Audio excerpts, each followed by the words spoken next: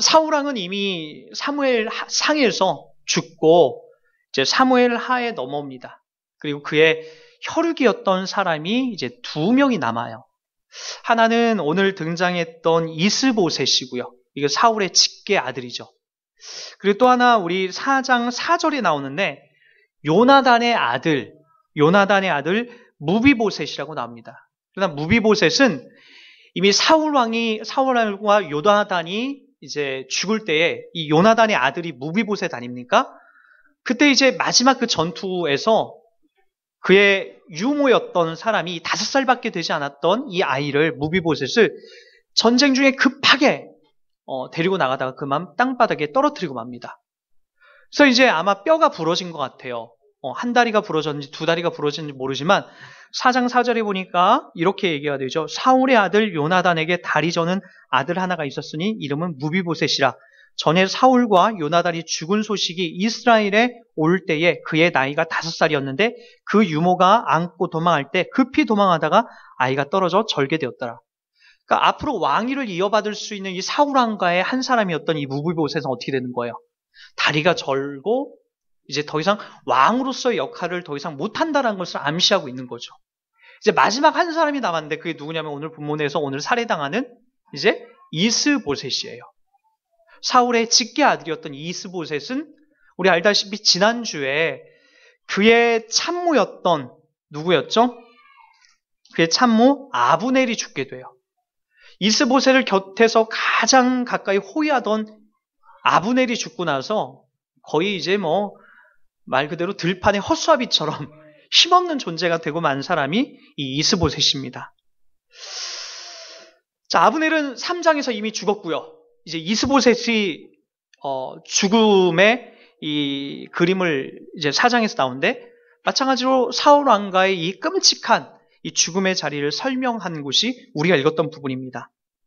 그 중에서도 이스보셋은 누구한테 죽냐면요. 자기 고용했던 이 베냐민 지파에 이제 같이 자기 일을 이스보셋을 도와줄 고용인들에게 이제 죽게 됩니다. 그 사람이 의해서 어떻게 죽는지 우리 한번 6절과 7절 우리 한번 보도록 하겠습니다. 레갑과 그의 형제 바하나가 밀을 가지러 온 채하고 집 가운데로 들어가서 그의 배를 찌르고 도망하였더라. 그들이 집에 들어가니 이스보셋이 침실에서 침상 위에 누워 있는지라 그를 쳐 죽이고 목을 베어 그의 머리를 가지고 밤새도록 아라밧길로 가. 이렇게 이제 설명합니다. 어떻게 죽었죠? 낮잠 자고 있는 이스보셋을 일단 가서 이 레갑과 바하나가 이제 칼로 1차적으로 찌릅니다. 그리고 거기에 이제 계속해서 엎어져 있는 걸 가지고 와서 다시 한번 쳐서 죽이고 그 목을 잘라서 이 머리를 누구한테 가지고 가는 거죠?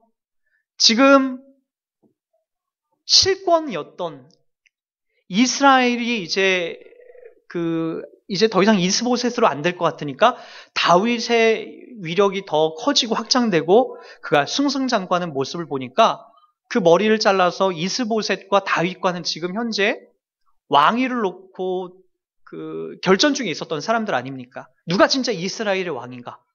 사울 왕의 후손인가? 아니면 하나님께서 새로 세운 이 다윗의 나라인가에 의해서 결국에는 이제 사람들이 점점 다윗에게 마음을 쏟기 시작한 거죠. 그래서 오늘 사울의 마지막 아들이었던 이스보셋의 머리를 따서 이제 다윗에게 가져왔던 거죠. 자, 근데 우리가 한번 봤으면 좋겠습니다. 다윗이 그 머리를 딱 가져온 걸 보고 뭐라고 얘기하죠? 우리 한번 11절 한번 보세요. 하물며 악인이 의인을 그의 집 침상 위에서 죽인 것이겠느냐. 그런즉 내가 악인의 피 흘린 죄를 너희에게 갚아서 너희를 이 땅에서 없이 하지 아니하겠느냐 하고, 다윗이 이제 다윗에게 잘 보이려고 했던 이 두 레갑과 바하나가 그 머리를 가져왔을 때에 다윗이 그걸 보고 기겁을 합니다. 그리고 이 일이 나에게 절대로 행복하지 않다라고 얘기하죠. 먼저 우리는 이걸 살펴봤으면 좋겠습니다. 레갑과 바하나가 이 일을 하고 나서 이렇게 이제 얘기합니다. 우리 한번 8절 말씀 한번 보세요.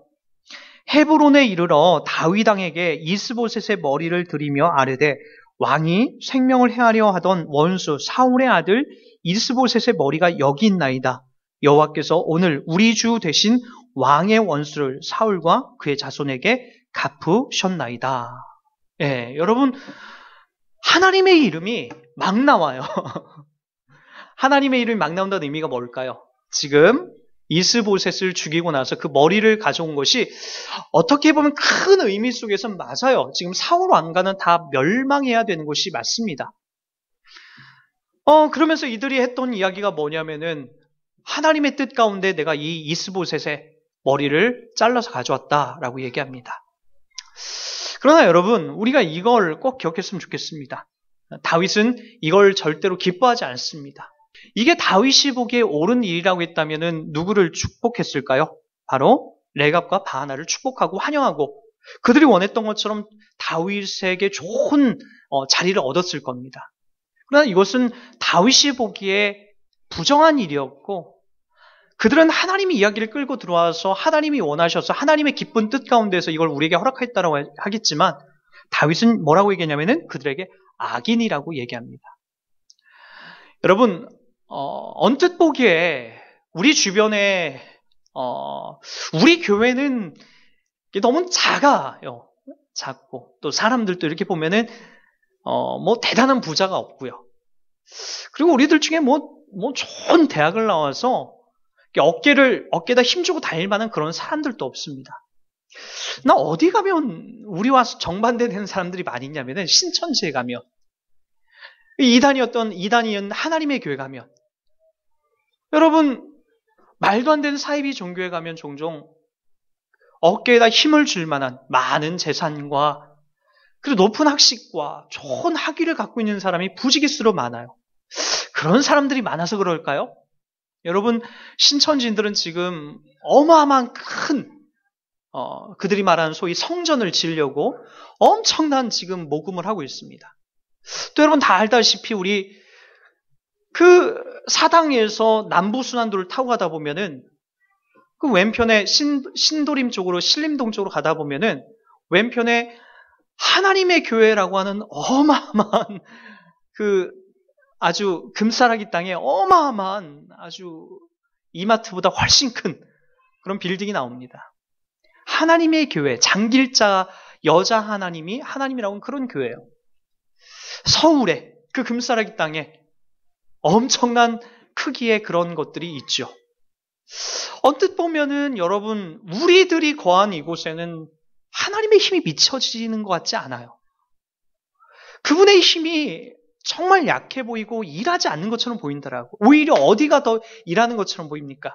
신천지나 장길자. 그들이 매일같이 외치는 이야기도 그 이야기예요. 하나님께서 우리와 함께하지 않으면 이와 같은 일들이 벌어질 수 없다라고. 하나님이 함께하기 때문에 우리가 기존 교회를 사서 우리들의 성전으로 삼고 있다라고 얘기합니다. 어떻게 보면은 눈에 보이는 이런 순간적인 어떤 형통함들이 마치 하나님이 함께하고 있어서 벌어지는 일들처럼 보이지만 여러분 사실은 그것이 아니라는 거예요. 오늘 다윗도 그들이 저지른 것들을 악인의 일이라고 그렇게 치부하며 결국 그들을 죽이고 맙니다. 그렇다면 하나님의 일은 도대체 무엇일까요? 하나님의 일은 저는 오늘 이 이야기 속에서 만약 하나님이라면 우리가 생각하는 하나님이란 어떻게 이 일들을 전개해야 될까요? 다윗에게 어마어마한 힘을 갖고 사울이 그를 쫓아왔을 때 사울을 단숨에 죽여버리고 다윗이 온 이스라엘을 통일하여 그 위에 올라가는 것이 우리가 생각하기에 하나님의 일이라고 보여질 수 있습니다. 그렇지 않나요?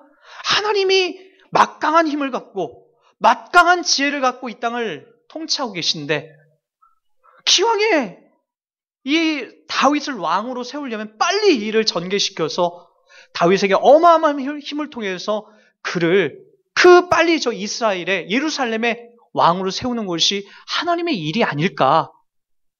우린 그렇게 생각할 수도 있어요. 그리고 오늘 같은 일들이 만났을 때도 우리가 기뻐하고 그래 참 잘했다. 그래 하나님이 드디어 나에게 이 일들을 급하게 빨리 진행하시려고 하는구나 라고 그렇게 생각할 수 있는데 여러분 그렇게 일이 진행되지가 않아요. 다윗은 골리앗을 때려눕히고 물맷돌 5개 중에 하나로 골리앗 때려눕히고 그 다음부터 엄청난 고생을 길에 들어갑니다.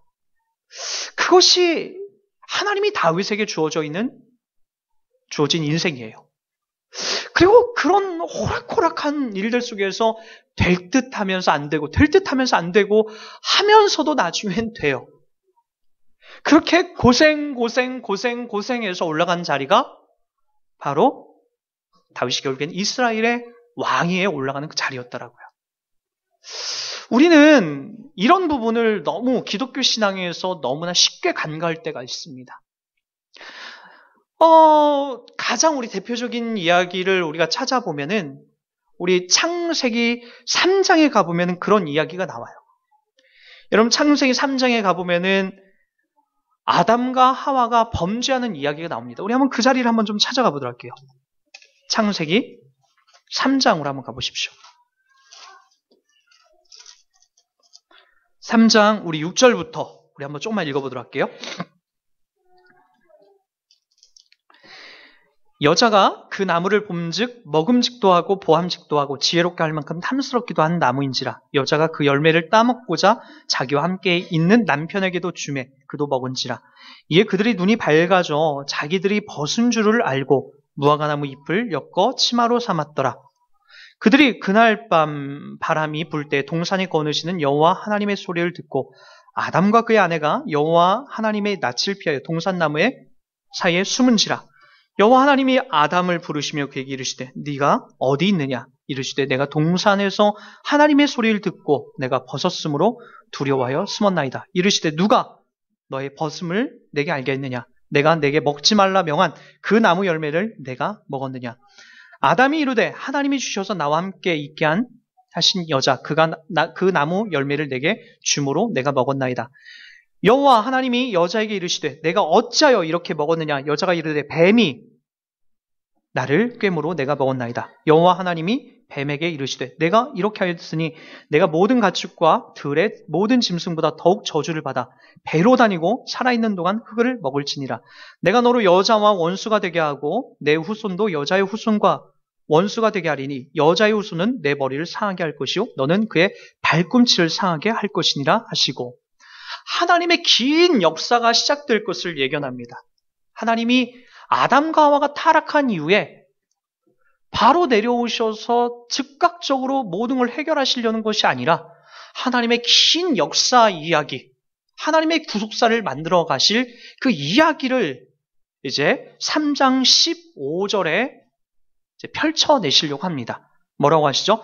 내가 너로 여자의 원수가 되게 하고 내 후손도 여자의 후손과 원수가 되게 하리니 여자의 후손 내 머리를 상할 것이요 너는 그의 발꿈치를 상하게 할 것이라. 여자가 뱀의 머리를 밟는데요. 뱀은 나중에 사탄으로 등장합니다. 여자의 후손은 누구를 말하는 거죠? 예수 그리스도입니다. 여자의 후손은 예수 그리스도인데 그 뱀이 여자의 후손이 되신 그 예수 또 우리들도 그 안에 포함되는 거죠. 그의 발꿈치를 상한다는 것은 발꿈치만 조금 아프게 할지 우리의 근본적으로 우리 생명을 빼앗아가지 못한다는 거죠. 그러나 이제 결국에 이 여자의 후손 되신 예수가 어떻게 하는 거예요? 뱀의 머리를 밟음으로써 머리를 밟는다는 것은 그를 죽이겠다는 거죠. 사탄과 마귀, 사망 권세를 이기겠다라고 하는 그 복음의 이야기를 하나님이 열어가시는 겁니다. 그 과정 속에 지금 누구 이야기를 끌어오시는 거죠? 다윗 이야기를 끌어오시는 겁니다. 왜요? 다윗의 후손을 통하여서 바로 예수 그리스도가 이 땅에 오시는 것이고 그 다윗 이야기를 통해서 하나님이 궁극적으로 하시고자 하는 이야기는 뭡니까? 두 가지를 기억해야 됩니다. 이런 일들은 너의 힘으로 되는 게 아니라는 거예요. 너가 간절히 소원하고 너가 간절히 애원해서 되는 문제가 아니라는, 네가 잘해서 되는 문제가 아니라는 거예요. 네가 아무리 물맷돌 하나로 골리앗을 때려눕혀서 금방 왕이 되고 너의 인생의 모든 것이 승승장구해 나가는 그런 일들이 아니라 이 이야기는 바로 내가 만들어간다는 거예요. 하나님이 만들어가겠다는 거죠. 그걸 여러분 착각하시면 안 됩니다. 가장 중요한 겁니다. 하나님이 만들어가겠다는 거예요. 두 번째는 뭘까요? 하나님이 만들어가기 때문에 우리는 그 자리에 어안이 벙벙하여 그냥 입을 벌리고 따라오는 수밖에 없다라는 거예요. 우리의 생각하기는 빨리 왕이 되어서 그게 더 하나님 앞에 옳은 일이라고 우리가 생각하잖아요. 그래서 이스보셋의 머리를 친 것을 우리는 기뻐하고 환호하면서 그래 하나님이 나에게 주신 기회다라고 그렇게 여길 수 있는데 그렇게 하나님이 몰아가지 않는다라는 거예요. 이 일에 대하여 슬퍼하고 애통하고 그 자리, 그 모든 것을 정리한 다음에 천천히 왕의 자리로 나가더라는 거예요. 여러분, 이러한 이야기들이 왜 우리들 가운데 이런 이야기가 필요하냐면 우리의 신앙을 한번 잘 보시자고요. 우리가 지금 기도를 못해가지고 이 모양 이 꼴입니까? 한번 잘 보세요. 여러분들이 기도 막 한 대로 다 응답이 돼서 지금 이 자리에 이렇게 있는 것 아니잖아요. 우리의 신앙의 진실된 모습을 살펴보면 우리가 요구한 대로, 우리가 뜻한 바대로 우리의 신앙의 모든 것들이 그렇게 잘 완성이나 세팅이 되지 않는다라는 거예요. 그건 아마 오늘 여기 등장하는 창세기에 등장하는 이 아담과 하와도 마찬가지였고요. 다윗도 마찬가지였어요. 지금 아담과 하와가 지금 담아내는 건 뭐죠? 숨는 거예요. 여호와의 낯을 피하여 범죄하게 되니까 숨어서 벌벌벌 떨어서 핑계대는 일밖에 없어요. 그게 우리 인간들이 하는 일이라고요. 여기 한번 보세요. 너 어디 있느냐? 아담아 너 어디 있느냐라고 해서 하나님 그 몰라서 못 찾는 겁니까? 너의 실체와 너의 본질과 너의 진짜 모습, 그 잃어버린 모습이 어디 있느냐? 그때 아담이 하는 건 뭐죠? 내가 여호와를 두려워하여 숲을 속에 숨었나이다. 또 하는 이야기가 뭡니까? 너 왜 그거 선악을 알게 한 나무를 따먹었느냐? 했더니 뭐라고 하죠? 잘못했습니다가 아니라 우리 인간이 담아내는 걸 보십시오. 저 여자가 먹게 해서 먹었습니다. 이 여자는 또 뭐라고 하죠? 뱀이 나를 꼬드겨서 먹게 됐습니다. 그렇게 흘러가요. 그 뒷일에 뒤치다거리는 누가 하는 겁니까? 지금 하나님께서 하시는 거예요. 너 더 이상 우리 인간들에게 기대할 만한 그 어떤 모습도 더 이상 찾을 수 없게 되는 거죠. 그래서 누가 오시는 겁니까? 하나님이 창세기 3장 15절에 이야기를 하는 거예요. 그리고 한번 21절도 보세요. 21절 여호와 하나님이 아담과 그의 아내를 위하여 무엇을 입혔다? 가죽 옷을 지어 입히시니라. 매일같이 잎사귀로 자기의 창피한 부분을 가리던 아담과 하와에게 하나님이 가죽 옷을 입힙니다. 가죽 옷이란 건 뭘까요? 살아있는 짐승을 죽여서 그에게 따뜻한 시들지 않는 옷을 입히는 거예요. 그런데 가죽 옷을 입힐 때 어떤 일이 벌어지게 되죠? 나를 위해서 짐승이 죽는 거예요. 내 죄 때문에. 그 전에는 가죽 옷 같은 거 안 입어도 돼요. 잎사귀로 안 가려도 됐는데 타락하고 나니까 나 때문에 내가 범죄하게 되니까 누군가가 죽게 되더라는 거예요. 21절. 그래서 가죽 옷을 입혀서 나를 덮어주시는 거죠. 이 이야기가 결국에는 예수 그리스도에게 가지 않습니까? 내가 범죄해놓고 내가 악한 일만 해놓고 나를 위해서 대신하신 분이 누구입니까? 바로 예수 그리스도가 이 땅에 오셔서 십자가에 못 박히셔서 나를 위해 대신 죽어주신 그 이야기를 펼쳐내고 있지 않습니까? 다윗의 인생 속에서 그걸 하나님이 깨닫는 거죠. 내가 발버둥 친다고 되는 게 아니구나. 내가 애쓰고 노력한다고 되는 문제가 아니구나.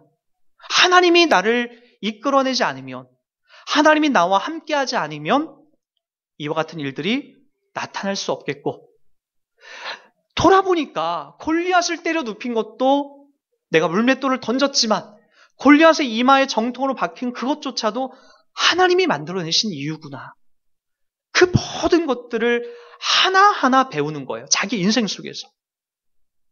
그래서 다윗은요, 그걸 더 많이 담아내요. 하나님께서 내 마음대로 내가 원하는 대로 막 응답해 주신 것보다 자기에게 응답해 주지 않은 것들에 대하여 그가 나중에 많이 헷갈려 하다가 결국엔 그것으로 인하여서 하나님 앞에 더 감사하는 그런 이야기를 담아내요. 대표적인 게 어딥니까? 시편 23편이죠. 뭐라고 하죠?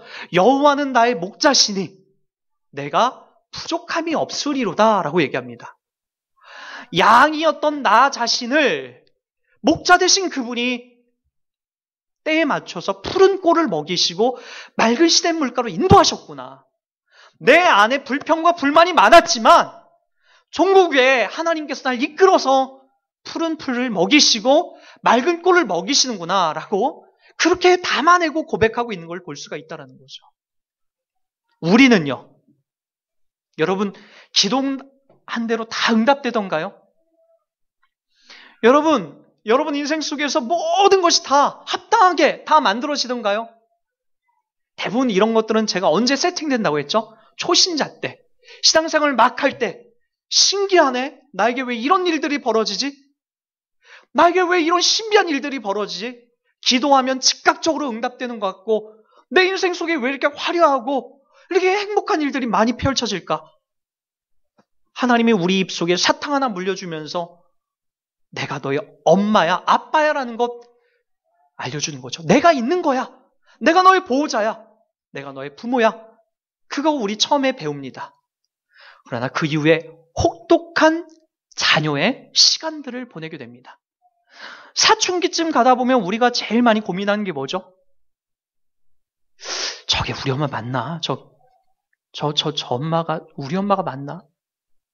혹시 우리 엄마가 날 때 일찍 죽고 우리 아빠가 새엄마를 얻은 게 아닌가? 그런 생각 안 듭니까? 우리 아버지가 나를 때려요. 저게 우리 아빠 맞나? 우리 그 사춘기에 말할 수 없는 정신적인 고통을 넘어서 어른으로 가는 길을 갑니다. 여러분 신앙의 여정 속에서 이 과정이 반드시 옵니다.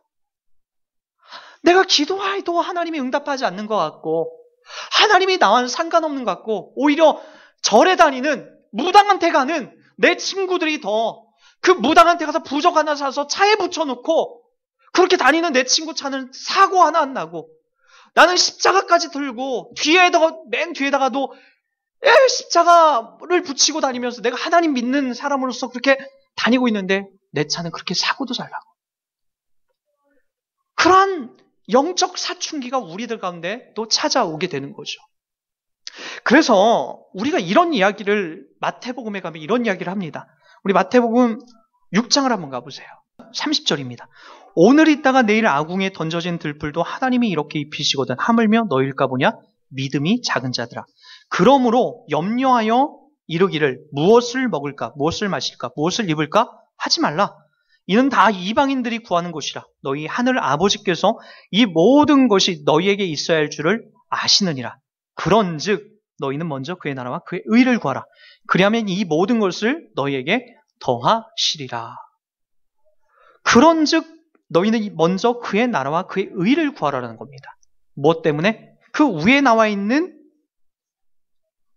너희 하늘 아버지께서 하늘의 새도, 들의 백합화도, 들의 들풀도 하나님이 기르시고 먹이신다. 하물며 너희일까 보냐?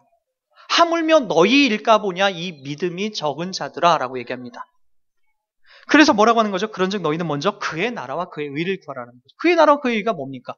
보통 많은 사람들이 이 본문에서 뭐라고 얘기하냐면은 자꾸만 교회에 나와서 봉사 열심히 하고 그리고 전도하러 다니고 그것이 하나님의 일이라고 얘기를 해요. 그러나 그게 아니에요. 그 정도 이야기하려고 가서 길거리 다니면서 전도하러 다니고 교회 와서 청소하고 그 정도 하라라고 너희는 먼저 그의 나라와 그의 의를 구하라는 걸까요? 아니에요. 우리 일상 속에 우리가 구하는 요소마다 뭐 하라는 겁니까? 그분의 의를 담아내라는 거예요. 내가 서 있는 그 자리마다 그 요소마다 하나님의 사람으로 살아가는 그 정체성을 담아내라고 하는 거죠. 그래서 6장의 결론은 33절이 아니라 34절입니다. 34절 결론 말씀 보도록 할까요? 다 같이 읽습니다. 그러므로 내일 일을 위하여 염려하지 말라.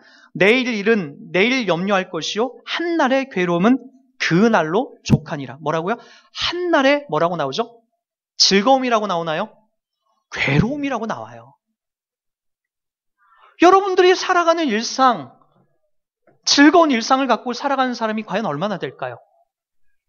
목사인 저부터도 매일같이 부담되는 그런 일들이 내 안에 얼마나 많이 펼쳐지간요. 내 속에서 전쟁 같은 일들이 얼마나 많이 펼쳐지간요. 괴롭죠. 한날의 괴로움은 그날로 족하다라고 나옵니다. 뭘까요? 오늘 우리가 살아가는 하루 일상이 하나님을 믿는 신자들에게 전쟁과 또 같은 괴로운 일들로 가득 번뇌하게 되는 그런 날이라는 거죠. 그날 어떻게 하라는 거죠? 염려 오늘 다 했으니까 그만하고 잘했고 수고했고 하나님의 의를 나타내려 너희들 고생 많았다. 우리가 이 땅에서 여러분 죄 짓고 세상이 말하는 그 방법대로 살게 되면은 힘든 거 없습니다. 남들처럼 똑같이 세상 사람들과 똑같이 우리가 살면 이 땅에서 힘들 거 없어요. 왜 정작 힘들게 되는 거죠? 이 세상 사람들이 살아가는 방식과 우리가 다르게 살아가려고 하니까 힘든 거예요. 술 먹어야 될 자리에서 술을 안 먹는 것이 얼마나 힘듭니까? 남을 욕해야 될 그 자리에서 내가 그 이를 악물고 있는 것이 얼마나 힘듭니까? 남들 다 컨닝하고 다 보는 그 자리에서 내가 그 자리를 눈을 감고 있는 것이 얼마나 힘듭니까? 남들 돈을 갖고 엉뚱한 자리에서 나쁜 짓 하고 있을 때에 내가 그 자리를 버텨내는 것이 얼마나 힘듭니까? 괴롭고 힘든 거예요. 그 자리가 전쟁 같은 자리라고요. 그런데 하나님의 백성들에게 그 삶을 살아가라고 합니다. 여러분들이 하나님의 자녀라고 하는 이 정체성을 여러분 일상 속에 바르게 담아내라고 얘기합니다. 힘들 거다. 대신에 이거 하나 너희들 꼭 기억해라. 그 삶 쉽지 않다. 다윗이 살아왔던 삶입니다. 갑자기 기도했더니 예루살렘의 왕으로 올라간 것이 아니라 그가 일상 속에서 부딪혀야 될 수만 가지, 5만 가지 일들이 그의 인생을 괴롭게 했던 거죠. 우리도 우리 일상 속에서 이와 같은 일들이 벌어집니다. 전쟁 같은 일들이 벌어지게 되는 거죠. 그때 어떻게 하라고요? 너희는 먼저 그의 나라와 그의 의를 구하라는 거죠. 그 삶을 여러분 일상 속에 성실하게 담아내십시오. 그 삶이 하나님이 여러분들에게 받아내신 영광이요 기쁨입니다. 아울러 하나님이 이런 약속합니다. 그러므로 염려하여 이르기를 무엇을 먹을까 무엇을 마실까 무엇을 입을까 염려하지 말라. 이는 다 이방인들이 구하는 것이라. 너희 하늘 아버지께서 이 모든 것이 너희에게 있어야 할 줄을 아시느니라. 한번 잘 생각해 보십시오. 우리가 먹을 것 입을 것 있음에도 불구하고 세상 사람들이 누리는 부귀와 영화를 내가 못 누리고 있기 때문에 내가 괴로운 거지. 어쩌면 하나님이 나에게 이 길을 주신 거에 대해서 내가 받아들이고 감사하고 그리고 내가 하나님을 인정하는 순간 우리는 바로 그 자리가 그의 나라와 그 의를 이루는 자리라고 우리들 가운데 이야기합니다. 그러기에 하나님의 일하심에 순종하시고 그 뜻 앞에 우리를 내어 맡기며 감사하며 이 땅을 살아가는 저와 여러분이 되길 주의 이름 부탁드리겠습니다.